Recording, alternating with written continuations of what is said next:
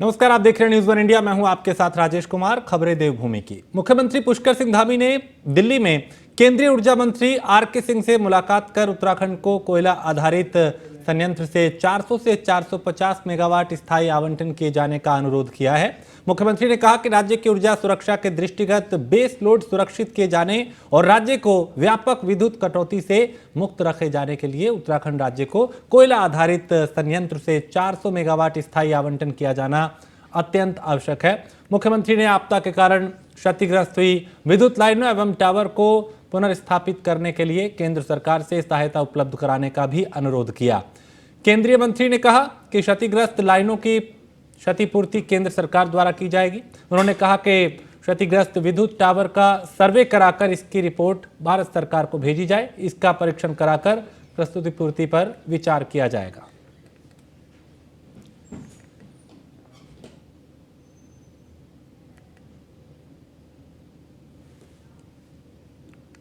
और नई टिहरी चंबा में थाने के पास हुआ भारी भूस्खलन। मलबे में एक कार के दबे होने की सूचना है। सूत्रों की माने तो कार में 3 लोग सवार हैं और नगर पालिका परिषद चंबा का शौचालय भी दबा है। तो नई टिहरी चंबा मोटरमार्ग जो है वो बाधित हुआ है। कई जेसीबी मलबा हटाने के काम में जुटी हैं। एसडीआरएफ राहत और बचाव कार्य में जुटी हुई है।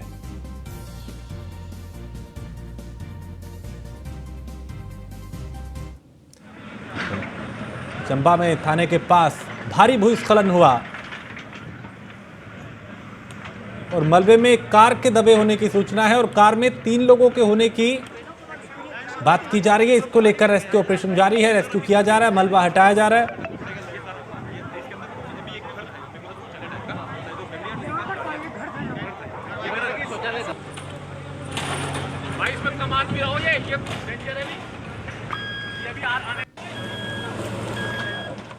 और मानसून की बारिश ने उत्तराखंड में तबाही मचा रखी है। रविवार रात से हो रही मूसलाधार बारिश के कारण प्रसिद्ध टपकेश्वर महादेव मंदिर परिसर को नुकसान हुआ है।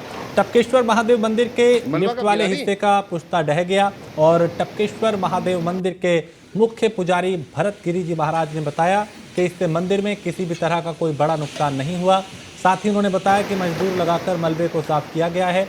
मंदिर परिसर में श्रद्धालुओं की आवाजाही में किसी तरह की कोई रुकावट नहीं है। मलबा कब गिरा भी?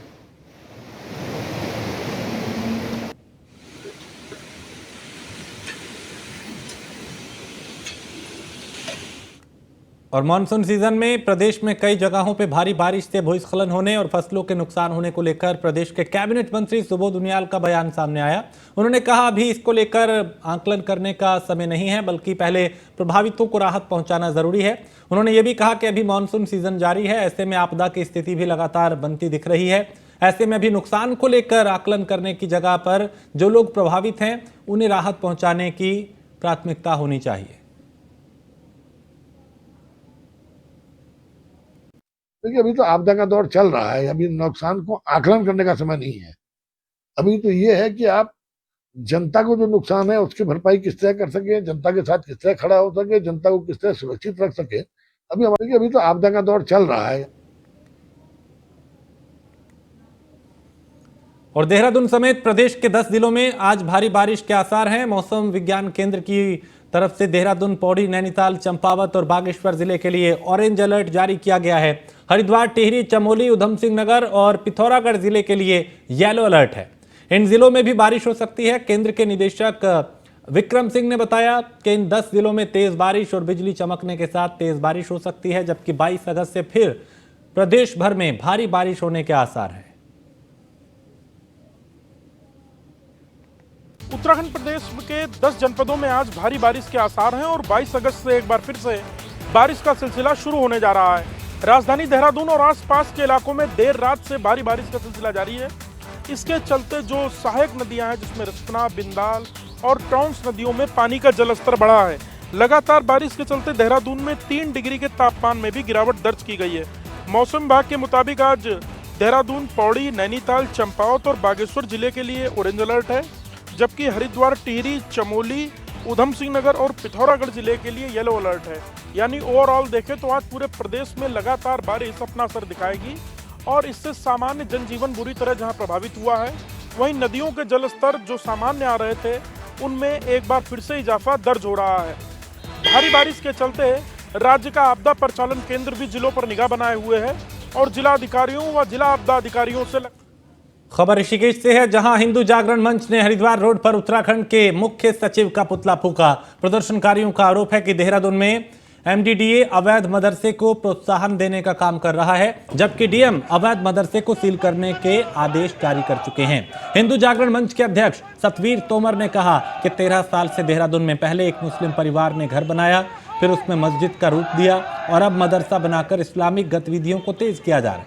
उन्होंने कहा कि अब भी अवैध मदरसे से सील नहीं किया गया तो 24 अगस्त को हिंदू जागरण मंच सचिवालय का घेराव करेगा। एक मुस्लिम परिवार को आवास के लिए भूमि आवंटन हुई थी और उन्होंने उसमें आवास बनाया और फिर धीरे से मस्जिद बनाई, उसको मस्जिद का रूप दिया और फिर मदरसा बनाया। ये 13 साल से प्रकरण चल रहा है। इसमें डीएम देहरादून के द्वारा सील के आदेश हुए कि ये अवैध मस्जिद है, अवैध मदरसा है, इसको बंद किया जाए, इसको सील किया जाए। लेकिन उत्तराखंड के जो सचिव हैं, एमडीडीए के सचिव मोहन बर्निया, उन्होंने उस पक्ष का उसकी शिकायत हमने प्रमुख सचिव उत्तराखंड से की। 1 हफ्ते का समय उनको दिया था, उन्होंने भी कोई कार्रवाई नहीं करी। आज प्रमुख सचिव उत्तराखंड का पुतला एक मुस्लिम। और सितारगंज पुलिस ने 57 लाख की प्रतिबंधित ई सिगरेट के साथ 2 तस्करों को गिरफ्तार किया है। कोतवाली पुलिस ने चीकाघाट पुल के पास वाहन चेकिंग के दौरान दोनों को पकड़ा। दोनों तस्कर खटीमा के निवासी हैं। पुलिस तस्करों के अब लिंक खंगालने में जुटी है कि आखिर इनके कनेक्शन कहां है, ताकि एक एक कड़ी को जोड़ के पूरी चेन को शिकंजे में लिया जा सके।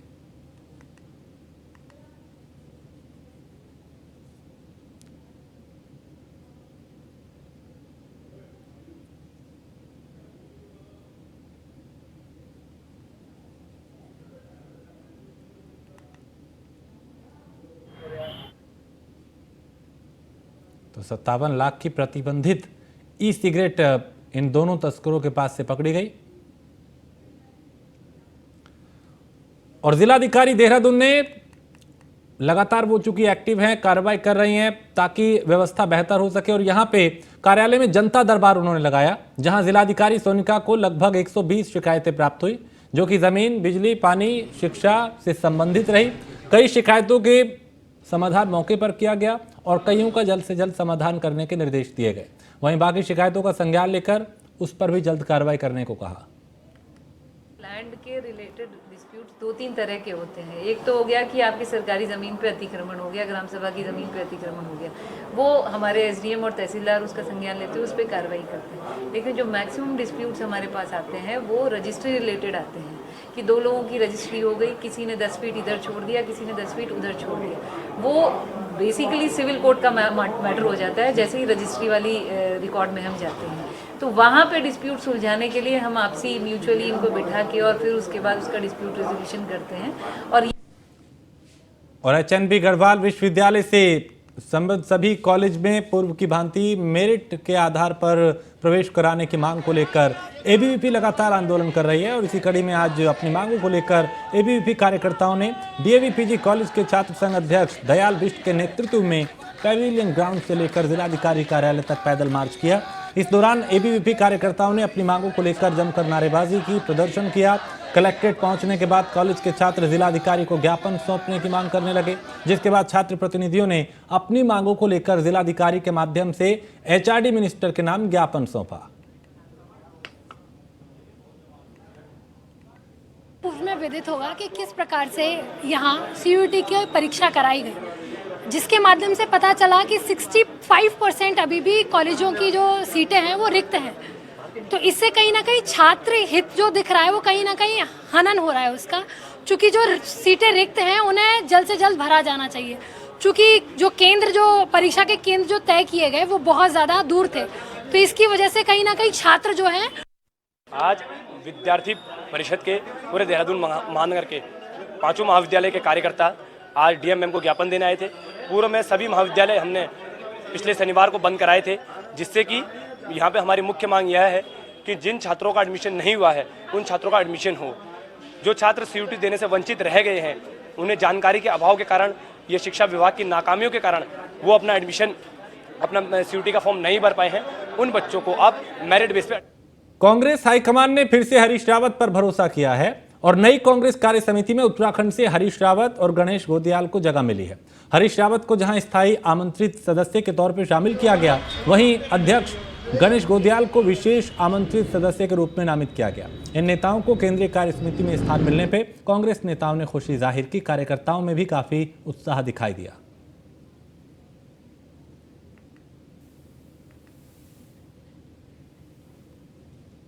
उत्तराखंड कांग्रेस के 3 बड़े नेताओं को केंद्रीय समिति में स्थान मिला है, उसके लिए हम पार्टी हाईकमान का हार्दिक धन्यवाद भी व्यक्त करते हैं और तीनों हमारे वरिष्ठ नेताओं को उत्तराखंड कांग्रेस कमेटी की तरफ से बधाई भी देते हैं और शुभकामनाएं व्यक्त करते हैं। हमारे यहाँ माननीय हरीश रावत जी जो पूर्व मुख्यमंत्री हैं उनको स्थान मिला, आदरणीय गणेश गोदियाल जी जो हमारे पूर्व अध्यक्ष हैं उनको स्थान मिला और आदरणीय गुरदीप सिंह सप्पल जी तो इसी प्रदेश के रहने वाले हमारे AICC के मेंबर भी हैं इसी प्रदेश से। और उत्तराखंड बस हादसे में गंभीर रूप से घायल हुए गुजरात के तीर्थयात्रियों का उपचार ऋषिकेश एम्स में चल रहा है, जिनका हाल जानने के लिए कैबिनेट मंत्री प्रेमचंद अग्रवाल ऋषिकेश एम्स पहुंचे। कैबिनेट मंत्री ने घायलों से बात की। इसके अलावा कैबिनेट मंत्री ने डॉक्टर से वार्ता कर घायलों को समुचित उपचार देने को कहा। प्रेमचंद अग्रवाल ने उत्तरकाशी जिलाधिकारी से मोबाइल पर बात की और निर्देश दिए कि यात्रियों का खोया हुआ सामान और मोबाइल ढूंढकर उन तक पहुंचाया जाए। वहीं उत्तरकाशी जिले में गंगोत्री नेशनल हाईवे पर रविवार को हुए बस हादसे में ड्राइवर की बड़ी लापरवाही सामने आई, जिस वजह से 7 लोगों की जान चली गई। यात्रियों के बयानों के आधार पर पुलिस ने ड्राइवर के खिलाफ मुकदमा दर्ज किया है। यात्रियों का आरोप है कि ड्राइवर गंगोत्री से वापस आते वक्त बस को तेज गति और लापरवाही से चला रहा था, इसी कारण हादसा हुआ।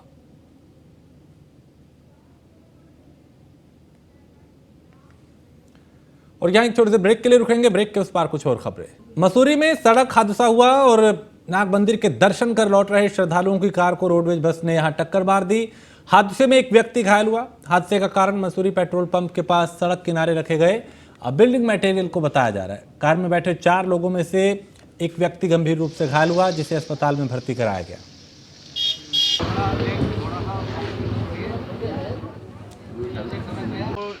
मोड़ पे ये लगा रखा है, पिकअप लगा रखी है।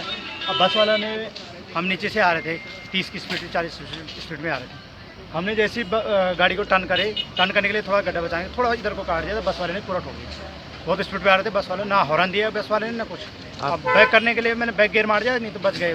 3-4 आदमी हम जाते हैं इस टाइम। नुकसान तो बहुत हो गया, गाड़ी का तो बहुत महंगा। किसी की जान मान का? हाँ, जान मान का खतरा कुछ नहीं हुआ, थोड़ा एक बंदे का थोड़ा यहाँ पे कान से कट गया थोड़ा हल्का। तो अभी आप जो बस वाले उनसे क्या चाहते हैं? बस वाले तो अब यही है कि गाड़ी का यही ठीक कराएंगे। देखो इतनी तेजी में आ रही थी बस, गाड़ी का टायर का जो आगे का वो है प्लास्टिक, वो यहाँ पे जो मोड़ पे ये लगा रखा है, पिकअप लगा रखी है। अब बस वाला ने, हम नीचे से आ रहे थे 30 की स्पीड 40 स्पीड में आ रहे थे। हमने जैसी गाड़ी को टर्न करने के लिए थोड़ा गड्ढा बचाएंगे, थोड़ा इधर को काट दिया तो बस वाले ने पूरा ठोक दिया। बहुत स्पीड पे आ रहे थे बस वाले, ना हॉर्न दिया बस वाले ने ना कुछ। अब बैक करने के लिए मैंने बैक गियर मार दिया, नहीं तो बच गए। 3-4 आदमी हम जाते हैं इस टाइम। नुकसान तो बहुत हो गया, गाड़ी का तो बहुत महंगा। किसी की जान मान का? हाँ, जान मान का खतरा कुछ नहीं हुआ, थोड़ा एक बंदे का थोड़ा यहाँ पे कान से कट गया थोड़ा हल्का। तो अभी आप जो बस वाले उनसे क्या चाहते हैं? बस वाले तो अब यही है कि गाड़ी का यही ठीक कराएंगे। देखो इतनी तेजी में आ रही थी बस, गाड़ी का टायर का जो आगे।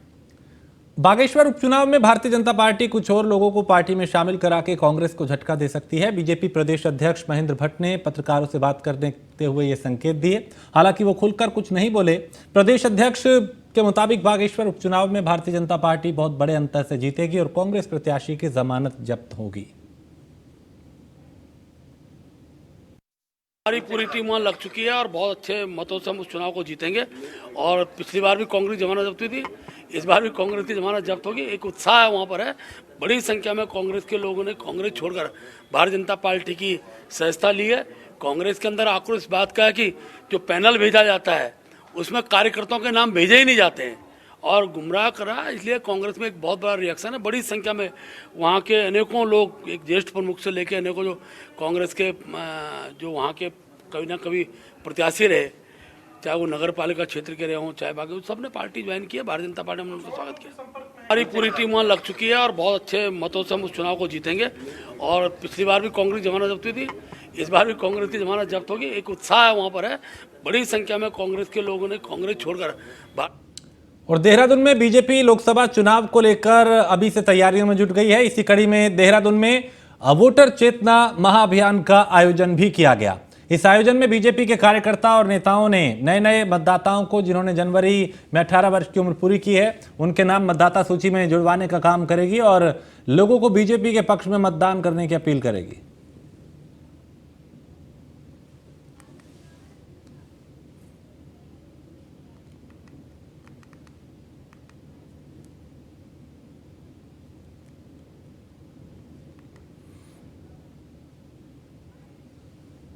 अनेकों नव मतदाता जो 18 वर्ष के, अभी एक प्रथम चरण और 1 जनवरी 2024 का द्वितीय चरण, उसमें हम सब लोगों को सबसे बड़ा काम करा। अभी तक ये एनजीओ सरकारी संस्थाएं करती थी, लेकिन देश के सबसे बड़ा राजनीतिक दल होने के नाते हम भी इस अभियान में प्रमुखता से जुड़े। इस विषय को लेकर सभी कार्यकर्ताओं को इस काम में हम जोड़ेंगे और उद्देश्य वही है कि भारत के लोकतंत्र में मतदान का जो महत्व है। और उत्तराखंड कांग्रेस मुख्यालय में सोमवार को कांग्रेस के मुख्य प्रवक्ता गरिमा दसोनी ने प्रेस कॉन्फ्रेंस की और डीडी हाट की स्वास्थ्य व्यवस्थाओं को लेकर सरकार पर और स्थानीय विधायक बिशन सिंह चुफाल पर जमकर निशाना साधा। कांग्रेस ने मुख्यमंत्री पुष्कर सिंह धामी से मांग की है कि डीडी हाट के स्वास्थ्य केंद्रों में रिक्त पदों को जल्द भरा जाए और सामुदायिक केंद्र का भवन जो जर्जर अवस्था में है उसको नया बनवाया जाए।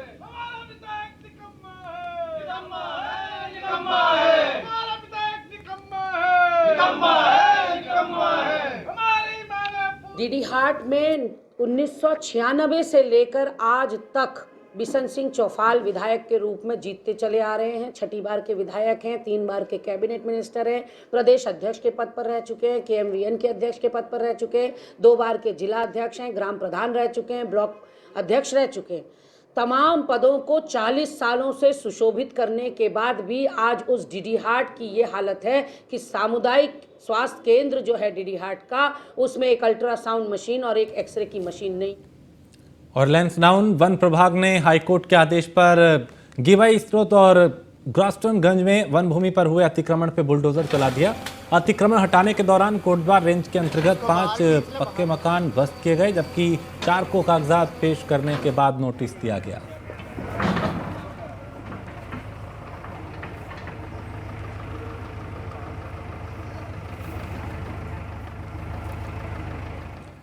और उत्तराखंड में आफत की बारिश से निपटने के लिए SDRF, NDRF और आपदा प्रबंधन तंत्र पूरी तरह से मुस्तैद है।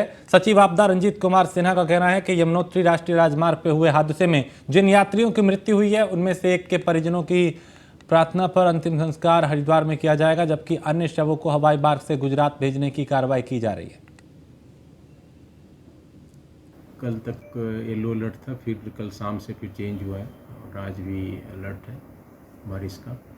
और इस अलर्ट में चेंज हो रहा है। अभी अलर्ट आती है, फिर हो सकता है येलो अलर्ट हो, वो ऑरेंज में कन्वर्ट हो जाती है शाम या दूसरे दिन आते आते। तो इसके लिए हमारी टीम मतलब पूरी तरह तैयार रहती है। और जैसा कि आपने देखा भी है हमारी रेस्क्यू और रिस्पांस में कि कई जगह हमने काफ़ी लोगों को रेस्क्यू किया है, जाने बचाइए। कल गुजरात इसके यात्री थे जो कि यमुनोत्री हाईवे पे जिनका की बस गिर गई थी कल तक। और हरियाली तीज के मौके पे राजधानी देहरादून में तीज की धूम देखी गई। तीज को लेकर महिलाओं में खासा उत्साह भी दिखाई दिया और महिलाएं अलग अलग खास तरह के पारंपरिक परिधान में नजर आईं और कई तरह के कार्यक्रम भी यहाँ पे प्रस्तुत किए गए।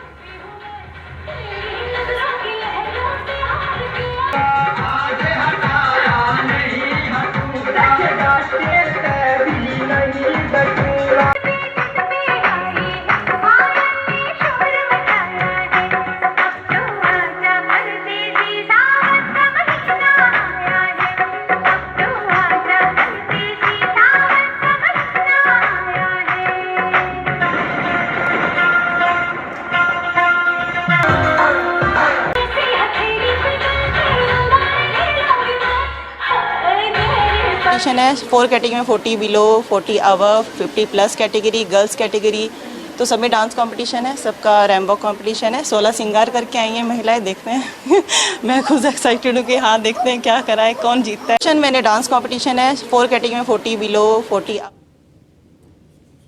और मसूरी में 500 साल से भी ज़्यादा पुराने नाग मंदिर में नागपंचमी का जो पर्व है वो धूमधाम के साथ मनाया गया और इस अवसर पर मसूरी और आसपास के इलाके से हज़ारों की संख्या में श्रद्धालु नाग मंदिर पहुंचे। नाग मंदिर पर स्थापित 500 साल से भी ज़्यादा पुरानी मूर्ति का दुग्ध अभिषेक किया गया, यानी दुग्ध अभिषेक किया गया और नाग देवता के दर्शन किए गए।